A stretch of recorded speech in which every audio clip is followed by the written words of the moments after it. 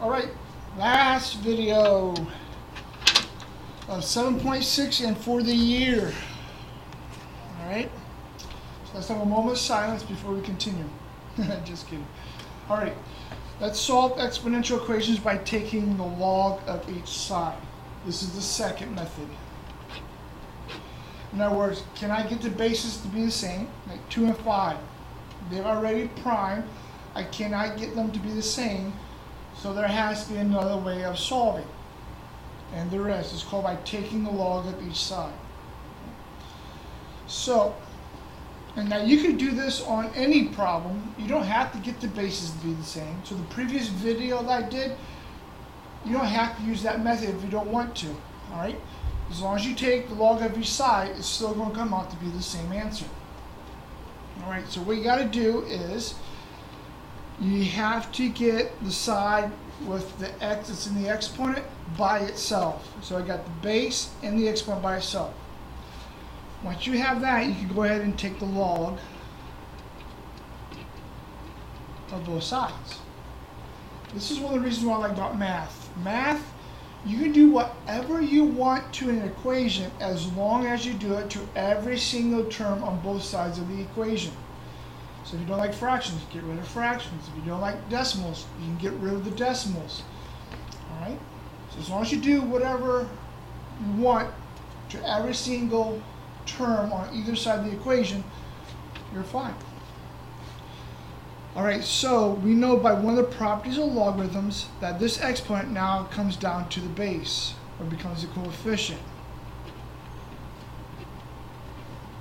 See how now we can solve for x. We can divide both sides by the log of 2. Log of 2 is an actual value. Alright, you get a decimal, alright, but it's an actual value. So you got log 5, some number divided by log 2.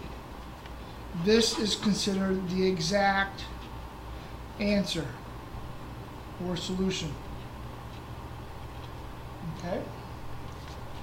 Now if I want to approximate that, just use a calculator. Now you know these are logs. These are common logs. That means I can use a calculator. You can just do log. There we go. Alright. I just want you to see. Alright. So I'm going to do log 5 parenthesis, hit divide, and then log 2 parenthesis. And your answer is approximately 2.32. Exact approximation. So if you use a calculator, you're going to get an approximation. If you leave it with the logs in the answer, it's considered an exact answer. Last example. 7 and 15, there's no way I can get the bases to be the same. So what I have to do is I got to take the log of both sides. Okay. And when I do that, this exponent now comes down to the coefficient. So now I have 9x log of 7 equals log of 15. Now, this is 9 times x times log of 7. So this is all multiplication. So I can solve for x in one step here.